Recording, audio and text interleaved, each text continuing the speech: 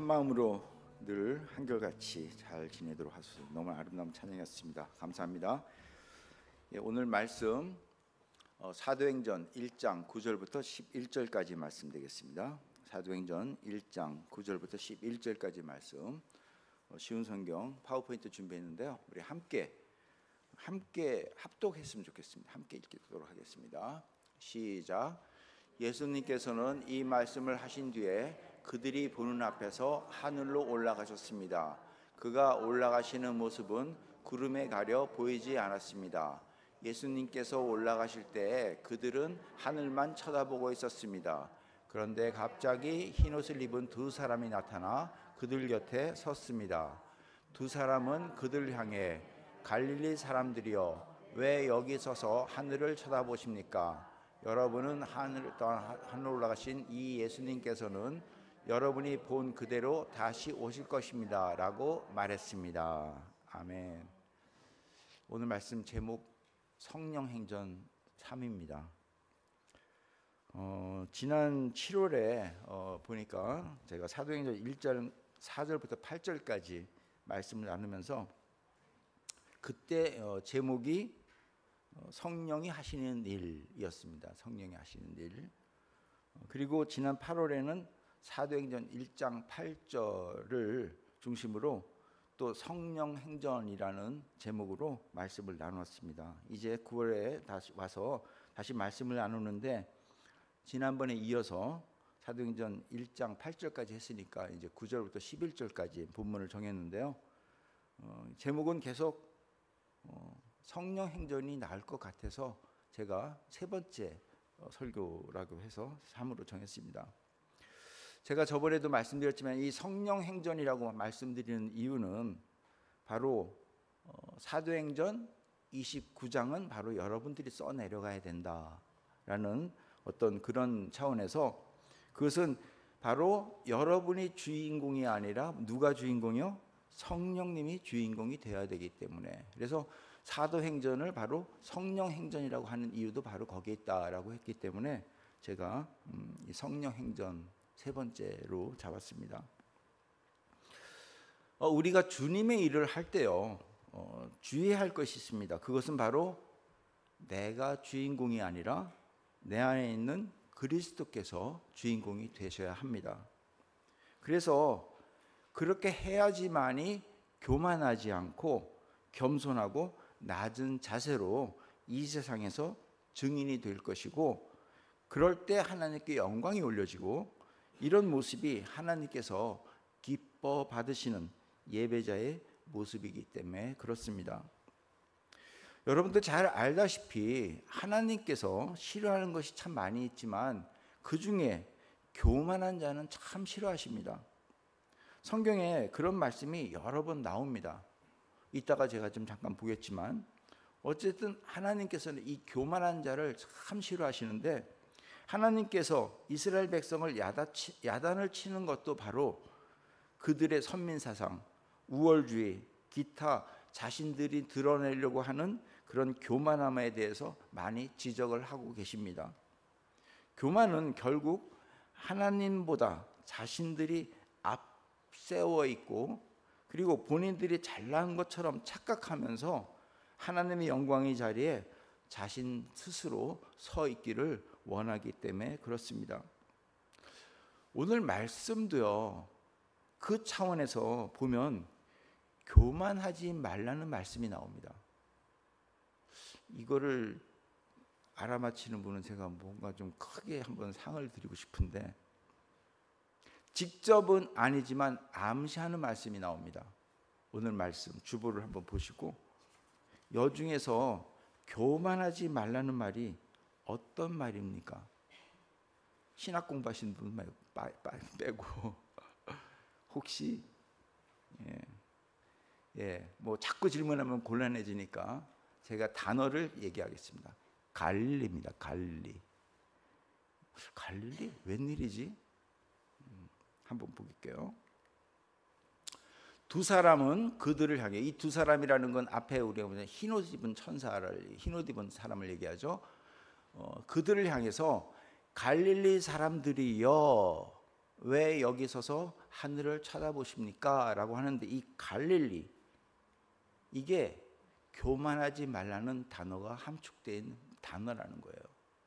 무슨 말씀이냐면 이 말을요, 오늘날 말로 바꾸면 뭐 어떻게 표현되냐면 어이 촌사람들, 어이 촌사람들, 아니면 어이 쪽방동네 사람들이여 라는 뜻입니다.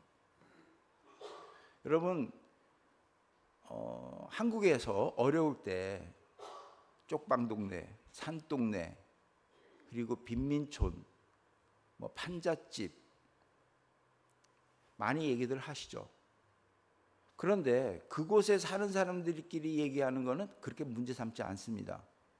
그런데 어떤 뭐 종로에 사는 사람이라든가 뭐 어떤 도시에 사는 사람들이라든가 뭔가 좀 잘 나가는 사람들, 이런 분들이 뭐 쪽방동네, 뭐 판자촌, 상당히 귀에 거슬리는 말입니다. 옛날 사는 사람, 제가 이제 서울에 좀 살았지만 그 당시 망원동 공동묘지라 그랬죠, 우리가. 지금은 뭐 그런 게 없어졌지만 공동묘지에 사는 사람들 굉장히 무시당했습니다. 지금은 다 헐어서 없어졌지만 중량천, 그 판자촌, 올림픽 때 다 헐었죠. 그러니까 쉽게 얘기해서 어이 망원동 공동묘지 근처에 사는 사람들, 아니면 중량천에 사는 사람들이요 라고 얘기하는 그런 말이에요. 저 갈릴리 사람들이요 라고 말하는군요. 오늘날에도 지역에 대한 편견이 많이 있지 않습니까? 근데 그 당시에도 지역의 편견이 굉장히 심했습니다. 뭐 심지어는 사마리아 사람에 대한 평도 그랬고요. 성경을 보면 갈릴리 지역에 대한 편견이 나옵니다. 요한복음 7장을 보면 예수님께서 갈릴리 지방에서 계시다가 이제 유대인 명절인 초막절에 성전으로 올라갑니다. 그래서 거기서 말씀을 전하는데 참 그 당시 유대인들, 그리고 제사장들, 바리새인들은 굉장히 거슬렸어요, 이 예수님의 등장이.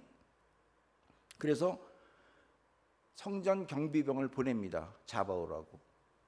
근데 성전 경비병이 가서 예수님 말씀을 듣는 순간 이분 보통 분이 아닌데?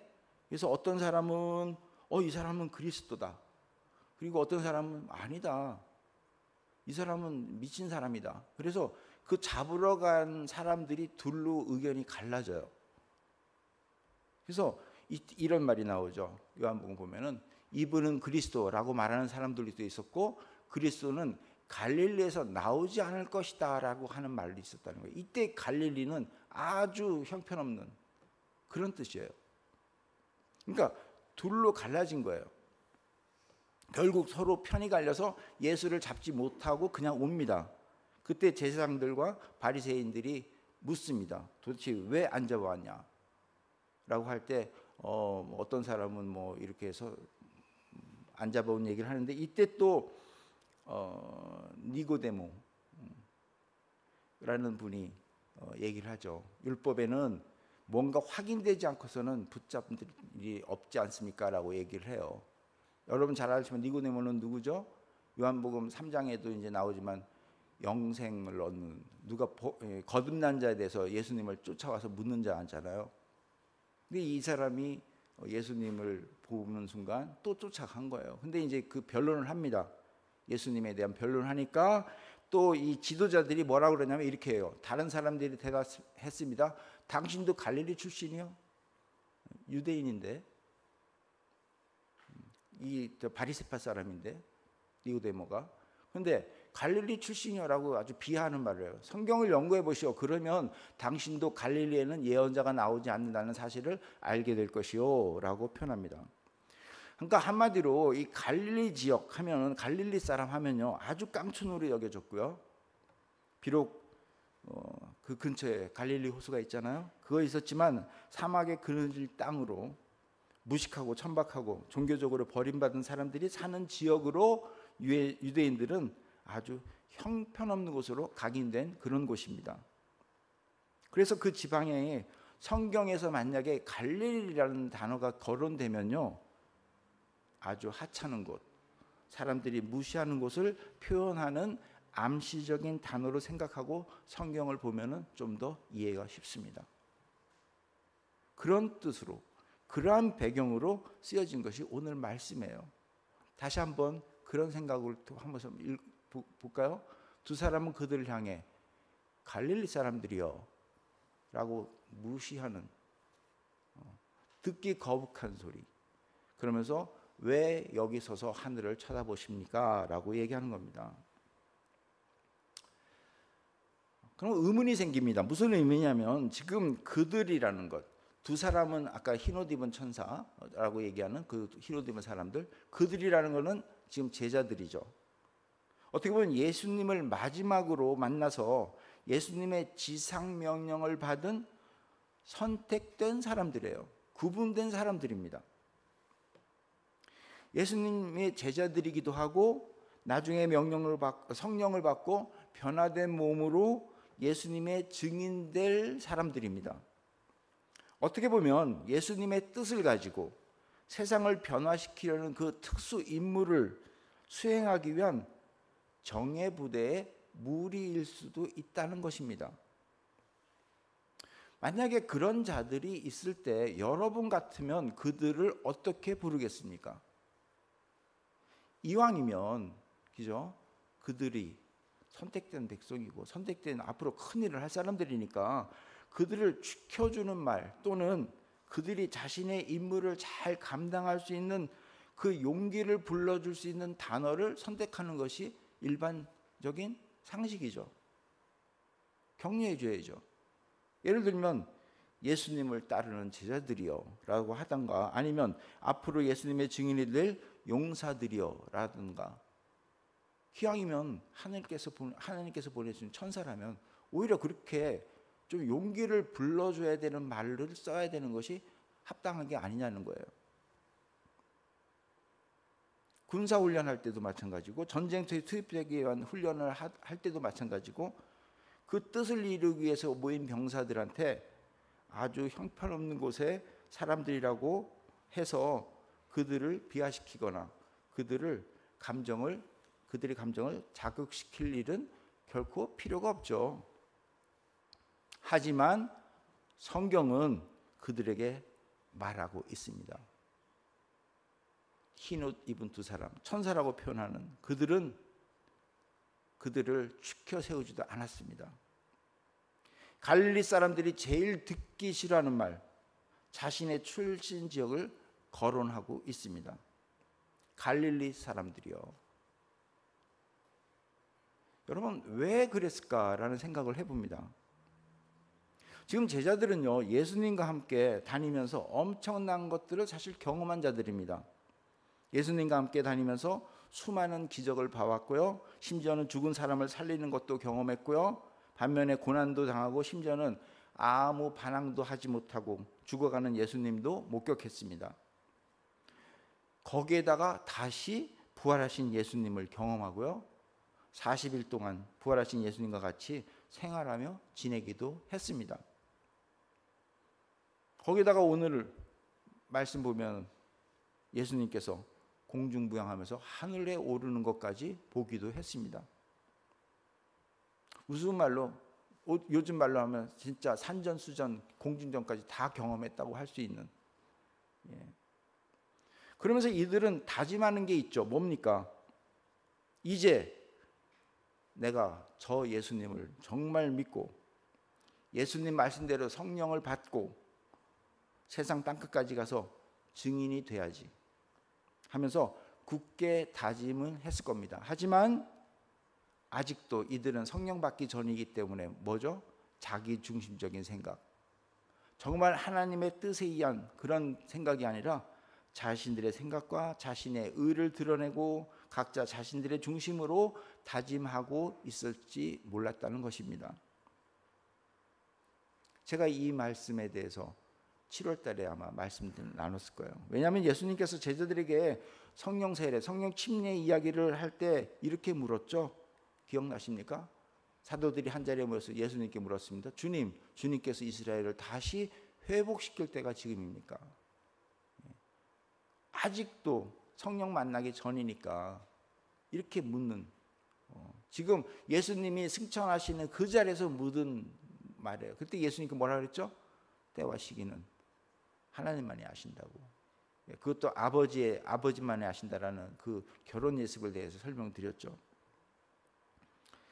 저 질문은 아직도 자기중심적인 생각으로 가득 찬 모습이라고 제가 말씀드렸습니다. 그렇기 때문에 이들에게는 어떻게 보면 교훈이 필요했다고 저는 생각합니다. 어떤 교훈이 필요했겠습니까? 여러분, 사람들이요, 큰 일을 하면서 제일 조심해야 할 것이 있습니다. 그중 하나가 교만입니다. 교만. 아무리 훌륭한 일을 해도 겸손하지 않고 교만하면 그의 마지막은 모두 실패로 돌아가는 것을 봅니다.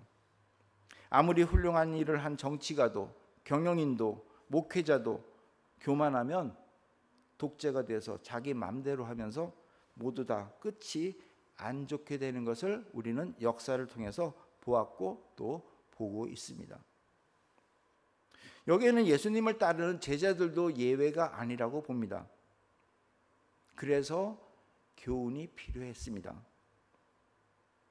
여러분, 우리가요, 하나님 일을 잘 감당하기 위해서는 뭐죠? 교만이 아니라 겸손입니다. 믿으십니까? 예, 덜 안 믿으시는군요. 그래서 오늘 본문은요, 어쩌면 하나님께서 두 천사를 통해서 주신 메시지일 수가 있다는 생각을 해봅니다. 쉽게 얘기해서, 어이 제자들, 너희들은 보잘것없다는 것을 결코 잊지 말아라. 하지만 성령이 임하시면 성령의 힘으로 어떤 일도 감당할 수 있을 것이다. 하지만 여러분, 분명한 것은 이제 너희가 아니라 너희 안에 있는 그리스도, 즉 성령이라는 것을 꼭 기억해라. 즉 사도행전은 성령행전이라는 것을 기억해라. 저는 그렇게 해석을 합니다. 여러분, 예수님께서 제자들을 부를 때, 즉 제자들은 주님께서 부르시기 이전에는 한낱 갈릴리에 사는 갈릴리 사람에 불과했습니다. 그러나 그렇게 보잘것없는 갈릴리 출신의 그들이 이제 성령의 능력을 받아서 담대한 복음의 증인들이 되었다는 것을 성경은 아마 말하고 싶지 않았을까 하는 생각이 드는 거죠. 우리도 고백합니다. 나 같은 죄인 살리신 그 은혜 놀라와 잃었던 생명 찾았고 광명을 얻었네. 여러분, 이 찬송 부를 때 여러분은 어떤 생각하십니까? 정말 은혜로구나. 정말 우리가 아니구나. 오직 하나님 한 분이시구나. 그렇다면 우리는 어떻게 해야 되죠? 겸손해질 수밖에 없다는 거예요. 그래서 우리는 이 세상을 살면서 주님의 일을 하고 주님을 증거할 때 항상 겸손하고 교만해서는 안 된다는 것입니다. 여러분, 성경이 말하고자 하는 것 중에 하나가 하나님을 결코 잊지 말자. 하나님께서도 그렇죠. 너 나를 잊지 말아라 라고 얘기합니다. 항상 기억해라 라고 얘기합니다. 모든 역사의 주인공은 하나님이시지 결코 다른 것이 될 수 없다는 것이죠. 그래서 여호와 앞에 교만하지 말라라고 얘기하시는 겁니다. 교만하지 말라라는 것 여러분 잘 알잖아요. 잘난 체 하지 말고 뽐내지 말고 자랑하지 말고 건방지지 말라는 거죠. 즉 자신을 내세우지 말라는 겁니다. 하나님께 영광을 돌려야 할 자리에 자신이 서 있지 말라는 것입니다. 어떤 사람 보면 항상 내가 자신을 내세우며 자랑합니다. 이 세상에서 자기 자신을 내세우면 교만에 빠지기 쉽죠. 그거 몰라주면 섭섭해하고 막 부글부글 끓어요, 속을. 그리고 그 섭섭해한 사람을 또 공격합니다. 어쨌든 자신을 내세우면 교만에 빠지기 쉬운데 그렇게 교만에 빠지면 여호와 앞에서 교만하다는 얘기죠. 쉽게 얘기해서 그렇지 않습니까? 나 같은 죄인 살리신 앞에 그 주님 앞에서 내가 교만하다는 얘기밖에 더 됩니까? 여러분, 여호와 앞에서 교만하면 그 결과는 어떻게 되시는지 아시죠? 반드시 망하게 되어 있습니다. 반드시 죽게 되어 있습니다. 왜? 하나님께서 교만을 미워하시기 때문에 그렇습니다. 아까도 말씀드리면 성경에 많이 있다 그랬어요. 그냥 몇 가지만 말씀드릴게요. 시편 31편 23편 주의 모든 성도들이여 여호와를 사랑하십시오. 여호와께서는 신실한 사람들을 보호하십니다. 그러나 거만한 사람들은 반드시 벌하실 것입니다. 많아요. 잠언 여호와를 경외하는 것은 악을 미워하는 것이다. 나는 교만과 거만, 악한 행실과 거짓된 말을 미워한다. 여호와의 말이죠. 잠언 그분은 교만한 자를 비웃으시고 겸손한 자에게 은혜를 주신다. 비웃는다는 것은 치신다는 얘기예요. 구약뿐만 아니라 신약에도 많이 나와 있어요. 이사야도 그렇죠. 만군의 여호와께서 이를 계획하셨다. 주께서 이 교만한 사람들을 낮추시고 땅에서 존경받는 사람들을 부끄럽게 만들기로 결정하였다. 예. 교만한 사람들을 낮추시는 거예요. 그리고 누가복음 주님은 강한 팔로 권능을 행하시고 마음이 교만한 자를 흩으셨다. 이거는 마리아의 고백입니다. 마리아가 이제 여호와를 찬양하면서 아기 예수를 뵀을 때 주님에 대한 찬양이죠. 야고보서 하나님께서는 우리에게 성경이 말하는 대로 더 큰 은혜를 주셨습니다. 그래서 성경에 이렇게 기록이 되어 있습니다. 하나님께서는 교만한 자를 물리치시고 겸손한 자에게 은혜를 주신다. 아까 읽은 우리 잠언 3장 34절 말씀을 인용했습니다. 어쨌든 이 밖에 여러 말씀들이 있습니다. 제가 나중에 필요하면 정말 프린트해서 여러분들에게 드리겠습니다. 필요하신 분 얘기하시면 제가 찾아서 드릴게요. 여러분, 우리는 결코 교만해서는 안 됩니다. 그러면 이제 그래요. 나 겸손한데요. 과연 그렇습니까? 대화를 나누면 겸손한 자와 교만한 자의 차이점이 있습니다. 지식이 많고 적은 차이가 아닙니다. 사실 유명한 학자들도요. 대화를 나누다 보면 교만한 학자가 있고 겸손한 학자가 있습니다. 목사님들도 보면 교만한 목사들도 있고 겸손한 목사들도 있습니다. 제가 바로 앞에서 말씀드리기는 뭐하지만 우리 황성택 목사님 다들 좋아요. 왜? 겸손하시다는 거예요. 아멘. 우리 많은 분들이 겸손한 분들이 참 많아요.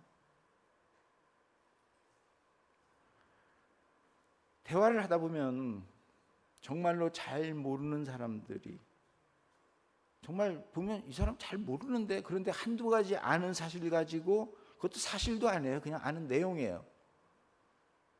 절대로 굽히지 않고 교만한 모습을 보이는데 정말 답답하다는 생각도 듭니다. 결코 변화하지 않기로 작정한 사람처럼 정말 그런 분들은 정말 너무나 안타까워요. 어떻게 보면 교만은요, 영적인 문제에서 온다고 볼 수 있습니다. 그래서 우리의 마음을 비워야 합니다. 성령님, 하나님의 마음을 쫓아서 나오신 이 세상을 정말 지배하시는 그 성령님으로 가득 채워야 할 것입니다. 우리는 아직도 우리 생각에 사로잡혀 있는 사람들이 많습니다. 말씀도 자기 생각으로 보고요. 자신이 판단합니다. 이것은 그렇고 저것은 저렇고. 그리고 자신이 좋아하는 해석을 찾아가고 자신이 옳다고 생각하는 말씀을 쫓아가는데 참 이상한 것은 그런 사람들이 많이 이단 사상에 빠진다는 거예요. 결국 사탄의 유혹에 넘어간다는 얘기인데 그게 모두 교만으로부터 온다는 것이죠. 여러분, 성경 말씀에만 적용되는 것이 아닙니다. 우리가 살아가는 삶에서도 나타납니다. 제가 어렸을 때 많이 듣던 얘기가 있어요. 뭐냐면 노력만 하면 성공할 수 있다. 성실하게 살고 노력하면 성공할 수 있다. 많이 교훈되고 유행했습니다. 틀린 말은 결코 아닙니다. 근데 좀 더 깊게 살펴봐야 하는 말이기도 합니다. 왜냐하면 노력하고 성실하고 그러면 성공한다. 일반적인 말이죠. 근데 그 결과가 뭡니까? 다 그렇습니까? 아니죠. 많은 사람들이 그 말 믿고 살다가 좌절감에 빠져듭니다. 저 자신도 그렇게 살아본 적이 있습니다. 나는 그렇게 노력하는데, 나는 그렇게 성실하게 사는데 왜 나는 안 될까 하는 거죠. 정말 성실히 그렇도록 노력하는데 일이 잘 안 된다는 거죠. 그때 왜 나는 이러지? 혹시 누구 잘못 만났나? 뭐가 문제인가? 돌아보면서 엉뚱한 데 화살을 꽂기도 하고, 그러면서 또 한동안 하나님은 도대체 뭘 하시는가? 근데 여러분 잘 생각하면 여기에 교만이 있다는 거예요. 가만히 살펴보면 하나님이 빠져 있습니다. 정확하게 말하면 일이 잘 되면 내가 노력한 것이고, 일이 안 되면 하나님이 신경 써주지 않으셨다는 거죠. 그렇게 됐다고 투덜거립니다. 즉 내가 필요할 때만 찾는 하나님이었지, 나의 삶 속의 가운데 중심이 되는 그 하나님이 아니라 그 삶 속에는 자기 중심적으로 가득 차 있는 교만이 있었다는 것이죠. 철저한 교만이었습니다.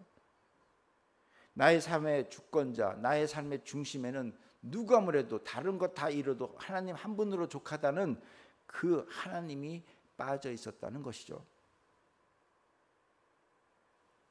많이들 유혹합니다. 하고 싶은 거 있으면 해. 하고 싶은 게 있으면 해. 이런 생각은요, 아담과 하와에게만 준 그런 사탄의 생각뿐이 아니라 우리들 마음속에도 사탄이 심어줄 수 있는 생각이라는 거죠. 다른 사람들보다 좀 더 노력하면 된다는 생각은요, 그 결과 뭐죠? 일에 푹 빠지게 되고 시간이 없고요. 성공을 위해서 달려가는 것이었지 정작 하나님이 주인이라는 생각은 빠져 있었다는 것입니다. 하지만 여러분, 정말 우리가 우리 삶을 돌아보기를 원합니다. 우리가 살아본 것을 돌아봤을 때 정말 누가 했습니까? 여러분입니까? 아니면 역사를 이끌어 가시는 여호와 하나님이십니까? 고백하건대 많은 분들이 우리 속에 실제로는 하나님이 많이 빠져 있었습니다. 잘 살아보고 싶은 마음, 잘 되고 싶은 마음, 그 마음에는 하나님이 옆으로 빠져 있습니다. 그리고 자기가 추구하는 것을 쫓아 나갑니다. 이게 오늘날 이 시대의 맹점 아니겠습니까? 여러분, 말씀을 맺으려고 합니다. 정말 누가 뭐래도 우리는 결코 하나님을 잊어서는 안 됩니다. 우리는 일을 열심히 했기 때문에 잘 되는 것이 아니라 하나님께서 사용하셨기 때문에 잘 되는 것입니다. 하나님께서는 이것을 잊지 말라고 하시는 것이고, 이것을 잊으면 결코 망하고 죽을 것이라고 경고하시는 것이죠. 하나님께서 새롭게 계명을 주시면서 하신 말씀 신명기에 나오는데요, 여기에도 똑같이 나옵니다. 8장 11절, 여러분의 하나님 여호와를 잊지 않도록 조심하시오. 내가 오늘 여러분에게 전하여 주는 여호와의 명령과 율법과 규례를 어겨 여호와를 잃어버리는 일이 없도록 하시오. 그렇더라도 교만해져서 여러분의 하나님 여호와를 잊지 않도록 하시오. 여호와께서는 종살이하던 이집 땅에서 여러분을 인도해 넣으셨소. 정말 나 같은 죄인 구원해 주셨다는 거죠. 잊지 말라는 겁니다. 그리고 19절 8장 19절 만일 여러분의 하나님 여호와를 잊어버리고 다른 신들을 따르고 그들을 섬긴다면, 즉 교만에 빠지면 여러분은 반드시 멸망할 것이요 내가 오늘 여러분에게 분명히 말합니다 라고 말씀하고 있습니다. 여러분, 정말 내가 무엇을 위해서 사는지, 그랬잖아요. 무엇을 하든 주님의 영광을 위해서 살으라고. 그래서 이 앞으로 큰일 할 수 있는 제자들을 향해서 겸손해져라, 교만하지 마라 라는 의미로 갈릴리 사람들이여 라고 표현했다고 저는 생각합니다. 오늘 이 말씀을 기억하시고 주님을 증거하는 일을 하기 전에 오늘 본문 말씀을 생각하면서 왜 제자들에게 갈릴리 사람들이라고 굳이 깎아내리고 말했는지 생각하시면서 우리를 돌아볼 때 나 같은 죄인 살리신 하나님의 은혜를 잊지 말고 예수님을 증거하는 겸손한 자가 되시기를 예수님의 이름으로 부탁드리며 축원합니다. 기도하시겠습니다. 아버지 하나님 감사합니다.